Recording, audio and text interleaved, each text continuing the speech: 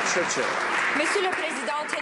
Mr. Speaker, holding a public inquiry is the only way to ensure justice for these murdered women. The Human Rights Watch report sheds light on the failure of police and successive governments to protect Aboriginal women and young girls from violence. Civil society, Aboriginal representatives and the NDP are all asking for a national public inquiry on the murders and disappearances of Aboriginal women. Mr. Speaker, how many more victims will it take before the Conservatives take action?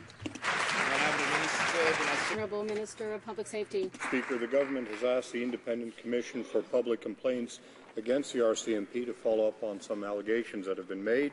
There's no question that the deaths of these women are a tragedy that caused deep pain for many families. Our thoughts and prayers remain with the victims and their families. We will continue to move forward with a vigorous criminal justice agenda to address the concerns of victims, and we call upon the NDP to help us in that respect. And the honourable member for Churchill. Mr. Speaker, the NDP stands with Aboriginal leaders and civil society in calling on this government to hold a national public inquiry into missing and murder of Aboriginal women in Canada. Provinces like BC are left to investigate police misconduct with a very limited mandate. Mr. Speaker, this government and police have failed Aboriginal women.